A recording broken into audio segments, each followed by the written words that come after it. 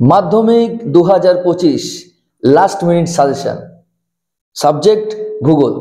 অনেকেই আমাকে তোমরা এসএমএস করেছো, জানতে চাইছিলে যে কবে সাজেশনটা আপলোড করা হবে। আজকেই আপলোড হবে।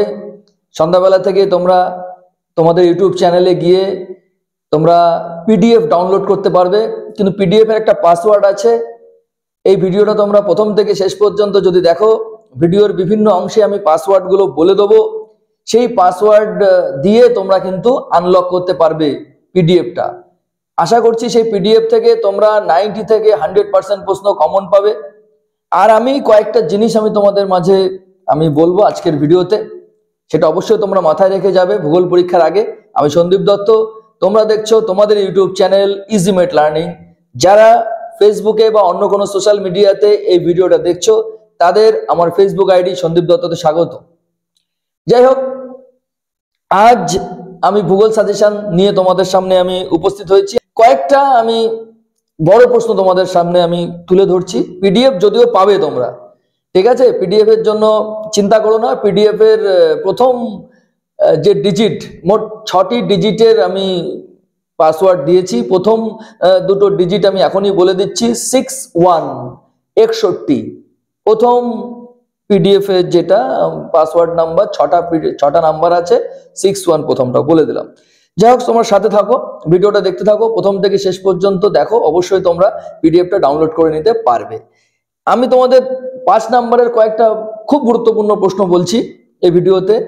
নদী এবং হিমবাহ, নদীর ক্ষয়কার্য এবং সঞ্চয় কার্য তোমরা 5 নাম্বারের জন্য পড়ে যাও, এবং হিমবাহের ক্ষয়কার্য সঞ্চয় কার্য 5 নাম্বারের জন্য পড়ে যাও। এবং এরই সাথে হিমবাহ এবং জলধারার মিলিত কাজের ফলে গঠিত ভূমিরূপ ইম্পর্টেন্ট, অর্থাৎ নদীর কার্য এবং হিমবাহের কার্য, ক্ষয়কার্য অ্যাজ ওয়েল অ্যাজ সঞ্চয় কার্য যদি আমরা করতে পারি, তবে কিন্তু 2025 সালের মাধ্যমিক পরীক্ষায় এই দুটো থেকে তোমরা কিন্তু প্রশ্ন কমন পাচ্ছই, এটা বলা যায়। 95% পর্যন্ত আমি অ্যাসিওরেন্স দিয়ে রাখছি এই দুটো প্রশ্নের উপরে। আর একটা জিনিস বলে দিই, হিমবাহের সঞ্চয় কার্য এবং তার ফলে গঠিত ভূমিরূপ এবং হিমবাহ জলধারার মিলিত কাজের ফলে ভূমিরূপ, এদের মধ্যে কিন্তু খানিকটা মিল আছে। অর্থাৎ হিমবাহ এবং জলধারার কাজের ফলে যে ভূমিরূপগুলো তৈরি হয়, ধরে নিতে পারি বহির্বিধৌত সমভূমি বা তোমার এসকার, এইগুলোর সাথে সঞ্চয়ের মিল আছে। অর্থাৎ এগুলো কিন্তু হিমবাহ গলে গিয়ে, বরফ গলে গিয়ে হিমবাহের মধ্যে থাকা নুড়ি, পাথর, বালি, পলি সঞ্চিত হয়ে এই ভূমিরূপগুলো কিন্তু তৈরি হচ্ছে। অর্থাৎ হিমবাহের সঞ্চয় কার্য পড়লে তোমাদের হিমবাহ এবং জলধারার মিলিত কাজের ফলে যে ভূমিরূপ, সেগুলোও কিন্তু পড়া হয়ে যাচ্ছে। সুতরাং এটা তোমরা পড়বে। আর একটা প্রশ্ন বলছি বায়ুমণ্ডল চ্যাপ্টার থেকে, জোয়ার ভাটা সৃষ্টির কারণ এবং জোয়ার ভাটার প্রভাব। জোয়ার ভাটা সৃষ্টির কারণ এবং জোয়ার ভাটার প্রভাব, এই দুটো ভালো করে পড়বে। এবং সমুদ্র স্রোত কি কারণে সৃষ্টি হয়, এই প্রশ্নটাও ভালো করে পড়বে। অর্থাৎ প্রাকৃতিক ভূগোল থেকে মোট 4টে প্রশ্ন আসে, সেখান থেকে তোমাদের 2টি প্রশ্নের উত্তর লিখতে হবে।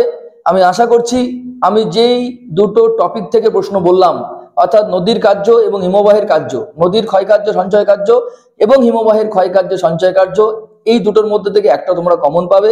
এবং বায়ুমণ্ডল চ্যাপ্টার থেকে যে প্রশ্নগুলো আমি বললাম, এখান থেকেও কিন্তু তোমরা একটা কমন পাবে, ঠিক আছে? এটা দেখো। আঞ্চলিক ভূগোল থেকে আমি তোমাদের কয়েকটা প্রশ্ন বলে দিচ্ছি। আমি কৃষি থেকে প্রথমেই বলছি, চা, কফি, এই দুটো খুবই গুরুত্বপূর্ণ। এবার এছাড়া গম, ধান, কার্পাস এবং মিলেট, এই কটি খাদ্য ফসল কিভাবে উৎপত্তি লাভ করে, কোন কোন ভৌগোলিক পরিবেশ এদের এই চাষের উন্নতিতে কাজে লাগে, এগুলো যদি আমরা একবার দেখে নিতে পারি, এগুলো কিন্তু আবার পরীক্ষায় মোস্ট ইম্পর্টেন্ট। শিল্প থেকে আমি বলবো, পূর্ব এবং মধ্য ভারতে কেন লৌহ ইস্পাত শিল্পের বিকাশ ঘটে, ঘুরিয়ে আসতে পারে। ছোটনাগপুর মালভূমি অঞ্চলে কেন লৌহ ইস্পাত শিল্পের বিকাশ ঘটেছে। প্যারালেলি আরেকটা পড়বে, পশ্চিম ভারতে পেট্রোকেমিক্যাল শিল্পের উন্নতির কারণ। অর্থাৎ পশ্চিম ভারতে পেট্রোকেমিক্যাল এবং পূর্ব ও মধ্য ভারতে লৌহ ইস্পাত শিল্পের বিকাশের কারণ। এই দুটো প্রশ্ন থেকে কিন্তু একটা আসা এবার প্রবল সম্ভাবনা। আরেকটা জিনিস আমি এক্ষেত্রে তোমাদের বলে দেবো, জনসংখ্যার অসম বন্টনের কারণ, এটা তোমরা দেখে যাও। নগরায়ন কি, ভারতের নগরায়নের সমস্যাগুলি আলোচনা করো এবং ভারতে নগর গড়ে ওঠার কারণগুলি কি কি, এই প্রশ্নগুলো কিন্তু ইম্পর্টেন্ট। এগুলো পড়লেই তোমার কিন্তু আঞ্চলিক ভূগোলের বেশ কিছু প্রশ্ন আছে, যেমন ভারতের ভূপ্রকৃতি, নদ নদী, জলবায়ু, স্বাভাবিক উদ্ভিদ, মাটি, এখান থেকেও কিন্তু অনেকে বড় প্রশ্ন দিয়েছেন। আমি যে প্রশ্নগুলো বললাম এই প্রশ্নগুলো তোমরা যদি পড়ে যাও তবে ওই অংশ থেকে তোমাদের আর কোনো প্রশ্ন পড়ার দরকার নেই। অনেকেই আছে যাদের প্রস্তুতি একটু কম আছে, তাদের জন্য এই ভিডিওটা খুবই কার্যকরী হবে।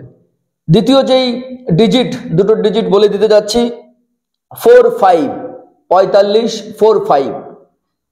ভিডিওটা লাস্ট পর্যন্ত দেখো।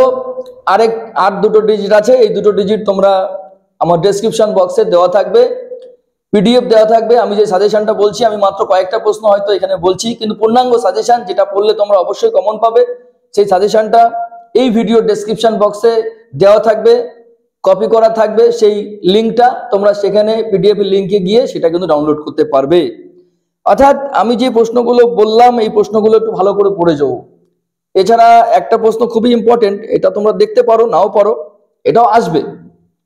সেটা হচ্ছে উত্তর ভারত এবং দক্ষিণ ভারতের নদীর মধ্যে পার্থক্য এবং ভারতের পূর্ব উপকূলীয় এবং পশ্চিম উপকূলীয় সমভূমির মধ্যে পার্থক্য লেখো।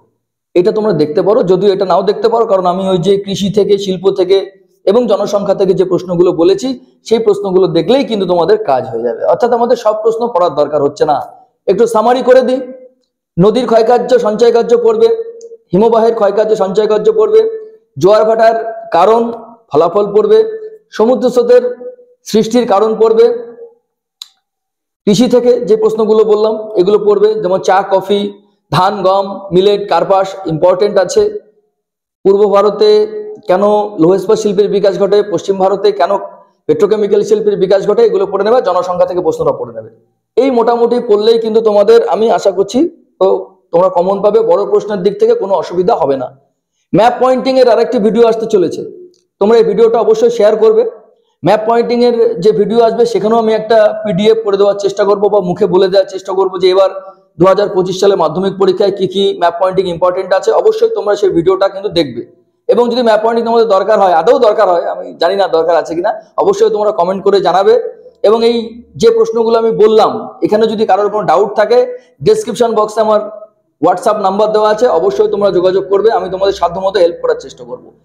যে পিডিএফটা তোমরা নিতে চাইছো সাজেশনের, মাধ্যমিকের ভূগোল সাজেশনের, তার লাস্ট যে ডিজিট সেটা হচ্ছে 21, 21। আশা করি আমি বলে দিয়েছি। মোট 6টি ডিজিট আছে, সেই 6টি ডিজিট কিন্তু আমি পরপর বলে দিয়েছি। ভিডিওটা সম্পূর্ণরূপে দেখলে অবশ্যই তোমরা কিন্তু পিডিএফটা ডাউনলোড করে নিতে পারবে। আজকের ভিডিও এখানেই শেষ করছি। তোমাদের প্রত্যেকের পরীক্ষা ভালো হোক, প্রত্যেকে ভালো থাকো, সুস্থ থাকো। নমস্কার।